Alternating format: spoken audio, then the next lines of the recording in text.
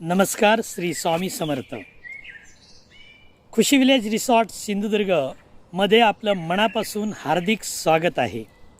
मंडळी, दीपावलीचा आनंदाचा सण आत्ताच आपण सर्वांनी साजरा केला आणि अशावेळी आपल्याकडे कणकवली येथून सौ अमिता घाडी यांचा एक प्रश्न आलेला आहे. दिव्यामधील वात रोज बदलणं आवश्यक आहे का? दिव्यामधील वात रोज बदलावी का, असा त्यांचा प्रश्न आलेला आहे आणि या संदर्भात आपण माहिती जाणून घेणार आहोत. तर मित्रहो, खरं तर हिंदू धर्मशास्त्राप्रमाणे आपलं प्रत्येक पूजा, धर्मविधी, कुठलंही काम हे आपलं दिव्याच्या ज्योतीशिवाय संपन्न होत नाही.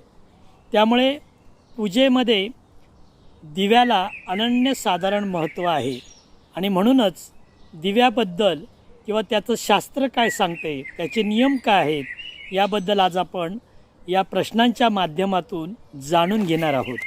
तर मंडळी, दिवा या ठिकाणी दोन प्रकारचे होतात मुख्यत्वे. एक म्हणजे काही घरांच्या मध्ये नंदादीप तेवत असतो, म्हणजे काही लोक नंदादीप लावतात. नंदादीप म्हणजे तो अखंड प्रज्वलित ठेवतात, तो विझायला देत नाही.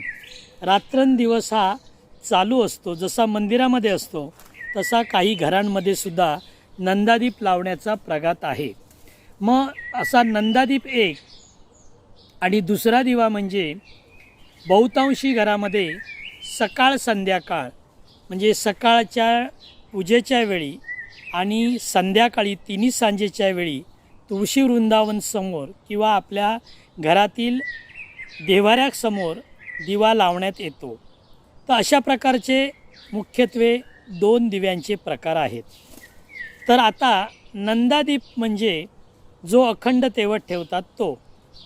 शक्यतो हा दिवा मधी दांडी असलेला दिवा पाहतो आपण, कारण तो वाऱ्याने वगैरे सहसा विझत नाही, म्हणून दांडी असलेल्या दिव्याचा वापर नंदादीपसाठी केला जातो. आणि हा जो दिवा लावतात, जो नंदादीप लावतात, तो मग तेलाचा असो किंवा तुपाचा असो, दिवा कुठलाही असो, जर तो दुसऱ्या दिवशीपर्यंत तसाच जर तेवत असेल आणि तो जर विझला नसेल, त्याची ज्योत तशीच जर जळत असेल आणि त्यातील तेल किंवा तूप संपलं असेल, तर त्या दिव्यामध्ये वात न बदलता तेल किंवा तूप जे आपण वापरता ते घालण्यास हरकत नाही, म्हणजेच तो दिवा अखंड तेवत राहील. अशा दिव्याची रोज वात बदलणे आवश्यक नाही. पण जर का काही कारणास्तव आतलं तेल संपल्यामुळे किंवा जोरदार वाऱ्यामुळे किंवा अन्य कुठल्याही कारणास्तव जर हा नंदादीप जर विझला असेल आणि जर तुम्हाला तो परत प्रज्वलित करायचा असेल, तर मात्र त्याही दिव्यातील वात आपल्याला बदलणे आवश्यक आहे. आता रोज जे दिवे लावतात, म्हणजे तुळशी वृंदावनकडे किंवा देव्हाऱ्याकडे, तर त्या दिव्यासंदर्भात असा नियम आहे की या दिव्यामधील वात काही ठराविक काळ पेटते, कारण त्याच्यामध्ये घातलेलं तूप किंवा तेल हे ठराविक मर्यादेपर्यंत पेटत असते. आणि आपण परत तो दिवा दुसऱ्या दिवशी लावायला ज्यावेळी घेतो, त्यावेळी जर का त्या दिव्यातील वात अर्धवट जळून जर काही शिल्लक असेल, काही तिचा भाग शिल्लक असेल, म्हणजे जर आपल्याला वाटलं की आजही ही वात आपण प्रज्वलित करू शकतो, तर मात्र इथे तुम्हाला कटाक्षाने एक नियम पाळायचा आहे की ही वात आपण परत प्रज्वलित करू शकत नाही. ही वात मात्र आपण बाजूला काढून तिचं निर्माल्यामध्ये रूपांतर करायचं आहे. त्या ठिकाणी आपल्याला नवीनच वात करावी लागेल किंवा नवीन वात वापरावी लागेल. अशावेळी शिल्लक राहिलेली वात परत मात्र प्रज्वलित करू नये असा नियम आहे. आता दिव्यामधील जे तेल आहे, ते तेल शक्यतो जर का आपल्याकडे गोडे तेल राईचं तेल किंवा तिळाचं तेल असेल तर फारच उत्तम, कारण तिळाच्या तेलाला जास्त शास्त्रीय संकेत मिळतात, जास्त त्याच्या ऊर्जा मिळतात असं सांगितलेलं आहे. पण जर का आपल्याकडे तिळाचं तेल उपलब्ध नसेल तर मात्र आपण जे आपल्याकडे तेल उपलब्ध आहे त्याचा तुम्ही दिवा प्रज्वलित करू शकता. आणि तुपाचा दिवासुद्धा आपण करू शकता. शक्यतो हे तूप मात्र गाईचं असावं, पण तुपाचाच दिवा लावला पाहिजे असं मात्र शास्त्रामध्ये सांगितलेलं नाही आहे. आपल्याला जसं शक्य असेल तसा दिवा आपण लावावा. मात्र दिवा लावणे हे मात्र फार शुभदायक आहे, हे फार महत्त्वाचं आहे. आता दुसरी एक गोष्ट इथे लक्षात घ्यायची आहे. जर का आपण तुपाचा दिवा लावला असेल कुठल्याही धार्मिक शुभकार्याच्या वेळी आणि त्याच्यातील काही काळानंतर तूप जर संपलं असेल तर त्यामध्ये तुम्ही तेल ओतायचं नाही आहे, तर त्या दिव्यामध्ये आपल्याला तूपच घालावं लागेल. किंवा तेलाचा दिवा जळत असेल आणि तेल संपत आलं असेल तर अशाही दिवामध्ये आपल्याला तूप घालता येणार नाही. थोडक्यात तेल आणि तूप हे दोन्ही मिश्र असू नयेत, हे मात्र आपण काळजीपूर्वक लक्षात ठेवलं पाहिजे.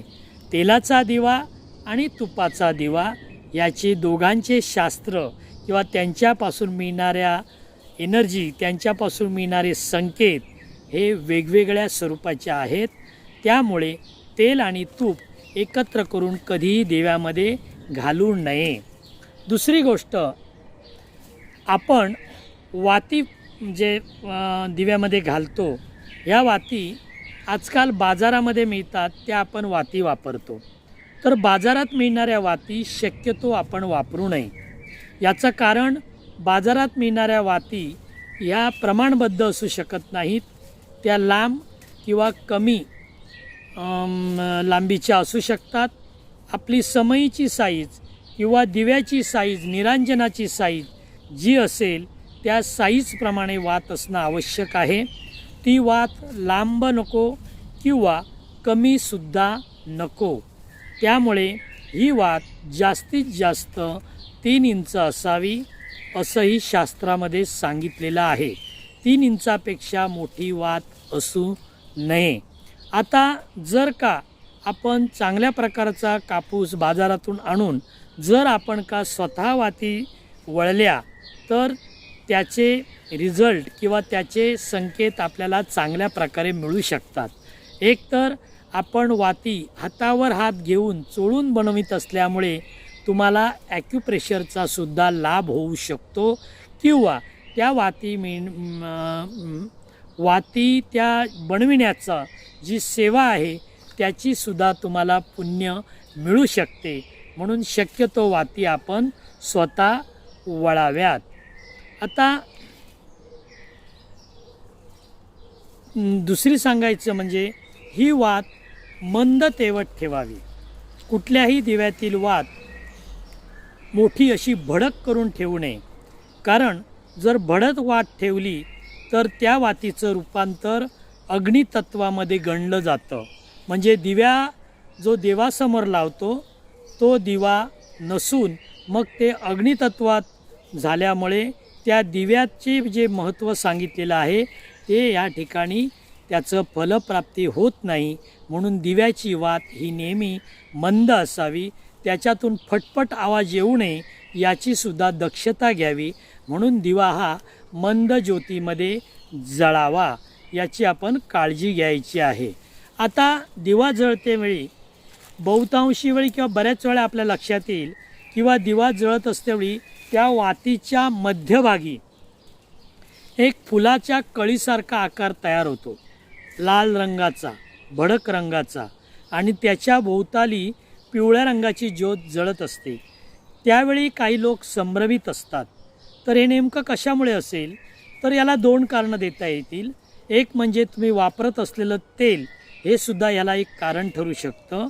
आणि दुसरं कारण एक आध्यात्मिकसुद्धा आहे की जर का याच्यामध्ये ते फूल पडलं असेल किंवा ती जर कळी दिसत असेल तर आपल्याला निसंकोच राहण्यास हरकत नाही कारण ही कळी किंवा हे फूल हे शुभ संकेत दर्शवितात.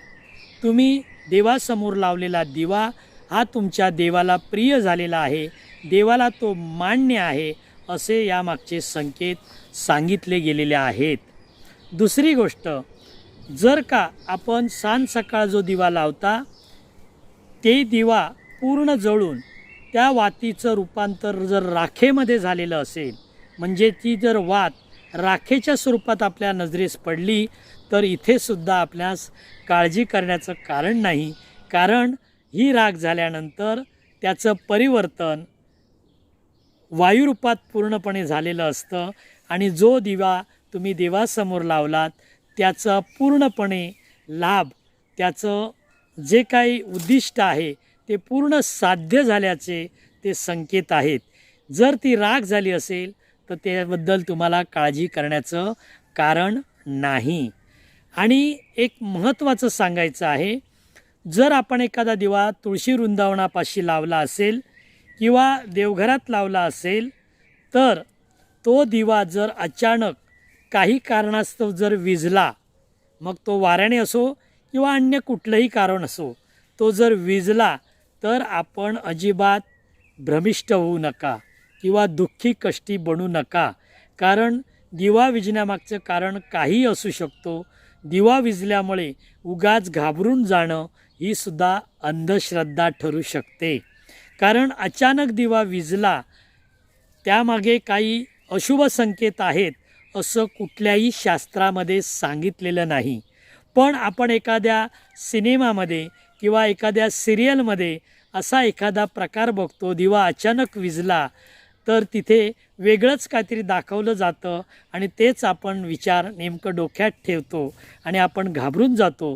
तर आपण देवासमोर लावलेला दिवा जर विझला असेल तर आपण काळजी करण्याचं कारण नाही. त्या दिव्याला नमस्कार करून परत तोच दिवा आपण प्रज्वलित त्यावेळी करू शकता. आता दुसरी आणि एक गोष्ट महत्त्वाची आहे, जे निरांजन किंवा जो दिवा आपण देवासमोर लावला असेल तर तो दिवा आपण देवाला ओवाळू शकत नाही किंवा त्या दिव्याने आपण ओवाळून आरती करायची नाही. हे बहुतेक लोकांना माहिती नाही आहे. एकदा दिवा का तुम्ही स्थिर केला की तोच दिवा आपण हलवायचा नसतो किंवा देवाला ओवाळायचा नसतो. दिवा स्थिर करण्यापूर्वी आपण जर देवाला ओवाळून तो दिवा ठेवला तर एक वेळ चालू शकेल, पण जर स्थिर केलेला दिवा जो ठेवलेला दिवा असेल तर तो उचलून मात्र आपण देवाला ओवाळू नये किंवा तो दिवाने आपण ओवाळून आरतीसुद्धा करू नये. देवाला जर ओवाळायचं असेल तर किंवा आरती करायची असेल तर आपण वेगळं निरांजन किंवा वेगळा दिवा पेटवणं आवश्यक आहे. हे एक आपण लक्षात ठेवायचं आहे. तसेच दिवा आपल्याला देवासमोर किंवा तुळशी वृंदावनसमोर ठेवतेवेळी आपण कोणत्याही परिस्थितीमध्ये जमिनीवर ठेवू नये. कारण जमिनीवर ठेवलेला दिवासुद्धा देवाला अमान्य आहे. कारण तो भुईवर ठेवल्यामुळे त्याचं रूपांतरसुद्धा दिव्याचं अग्नितत्वात होत असते, ते भूमीला भार असतो. म्हणून सरळ दिवा हा कधीही जमिनीवर ठेवू नये, तर त्याखाली एखाद्या झाडाचं पान ठेवावं, केळीचं पान ठेवावं किंवा एखादा कपड्याचा तुकडा, एखाद्या पेपरचा तुकडा ठेवावा किंवा आपण तांदूळ ठेवून त्याच्यावर हळद कुंकू घालून त्यावर दिवा आपण स्थिरपणे ठेवू शकता. थोडक्यात दिवा फक्त जमिनीवर ठेवू नका, तर दिव्याखाली आसन देणे हे फार महत्त्वाचं आहे. आणि ज्यावेळी आपण कोणतीही पूजा करत असाल, देवाची ज्यावेळी पूजा करत असाल, त्याचवेळी त्या दिव्याचीसुद्धा पूजा गंध, अक्षता, फूल वाहून करणं आवश्यक आहे. तर पूजा देवाची पूर्णपणे संपन्न होते असंही शास्त्रामध्ये सांगितलेलं आहे. आता सर्वात महत्त्वाची गोष्ट म्हणजे की विझलेली वात, ही विझलेली वात जी आहे ती इतस्ततः आपण कुठेही फेकू नये. विझलेली अर्धवट जळलेली जी वात असते ती आपण कुठेही फेकू नये. कारण त्या वातीचा एखाद्या माणसाचा वंडाळा ज्याला म्हणतात, म्हणजे ओलांडून जाणे ही क्रिया घडता कामा नये. त्या वातीला सुद्धा फार महत्त्व आहे. म्हणून ती वात आपण इतस्ता फेकू नका. आणि दुसरी गोष्ट म्हणजे अशा अर्धवट जळलेल्या वातीला तेलाच्या किंवा तुपाच्या वासामुळे मुंग्या येणे पण शक्यता असते. म्हणून ती वात इतस्ता फेकू नका. तर अशा अर्धवट जळलेल्या ज्या वाती असतील ते तुमच्याकडे जे निर्माल्य असतं, फुलांचं जे निर्माल्य होतं आणि ज्या पिशवीमध्ये तुम्ही निर्माल्याचं संच करता, अशा निर्माल्यामध्ये ही वात निर्माल्य म्हणूनच ठेवावी. आता हे निर्माल्य किंवा ही वात आपण काय करावं याच्या पुढे, तर जर का तुमच्या जवळपास मोठा जलप्रवाह असेल, अगदी मोठा जलप्रवाह म्हणजे मोठ्या प्रमाणात वाहणारा, तरच ते निर्माल्य आपणास त्याच्यामध्ये सोडण्यास हरकत नाही. पण जर का पाण्याचं तलाव असेल, पाण्याचं डबकं असेल, एखादा छोटासा वहाळ असेल, तर मात्र त्यामध्ये निर्माल्य किंवा ही अर्धवट पेटलेल्या वाती सोडू नयेत. कारण याच्यामुळे आपल्याला प्रदूषण होऊन ते जलचर जे प्राणी असतात त्यांना इजा पोचू शकते. आणि त्यांना जर इजा पोचली तर आपण जे पुण्यकर्म केलेलं आहे ते पुण्यकर्म घटित होऊ शकते. म्हणून अशा वाती इतस्ता किंवा कमी प्रवाहाच्या पाण्यामध्ये सोडू नका. तर त्या आपण निर्माल्यामध्ये ठेवून त्याची योग्य विल्हेवाट लावा. आणि याच्यात सर्वात महत्त्वाचं म्हणजे जर का आपल्या घराशेजारी जागा असेल तर जर एखादा शोषखड्डासारखा जर खड्डा केलात आणि त्या खड्ड्यामध्ये जर आपण आपलं निर्माल्य आणि ह्या अर्धवट जळलेल्या वाती जर टाकल्यात तर एकतर त्याचं चांगलं कंपोस्ट खत होऊन त्या खताचा उपयोग तुमच्या घरासभोवतालच्या झाडांना होऊन त्याचे आपल्याला चांगल्या प्रकारचे रिझल्ट मिळू शकतात. तर मंडळी, अमिता घाडी यांनी विचारलेल्या प्रश्नाला अनुसरून आपण सविस्तरपणे ही सगळी माहिती जाणून घेतली. आणि ही माहिती आपल्याला अलका पुराण या पुराणामधून आपण जाणून घेतलेली आहे. या दिव्यासंदर्भात अलका पुराणामध्ये सविस्तर माहिती आपल्याला सापडते. तर मित्रांनो, अशा प्रकारची नवीन नवीन माहिती जाणून घेण्यासाठी आमचं खुशी विलेज रिसॉर्ट हे यूट्यूब चॅनल न विसरता सबस्क्राईब करा. जेणेकरून तुमची मित्रमंडळी आणि इतर परिवार यांना आपले नवनवीन व्हिडिओची माहिती होईल. आणि आपण लाईक करा, शेअर करा, हे पण करून घ्या. महत्त्वाचं म्हणजे आता इथेच थांबूया. आणखी एक, जर का आपले अशा प्रकारचे कोणत्याही स्वरूपाचे जर प्रश्न असतील तर कृपया आम्हाला आमच्या व्हॉट्सॲप नंबरवर कळवा. त्यामुळे आम्हाला आपल्या प्रश्नांची उत्तरं देतेवेळी अनेक लोकांना या यूट्यूबच्या माध्यमातून माहिती पोचवता येईल. आपले प्रश्न आम्हाला नवनवीन व्हिडिओ बनवण्यासाठी प्रोत्साहित करू शकतील. धन्यवाद. श्री स्वामी समर्थ.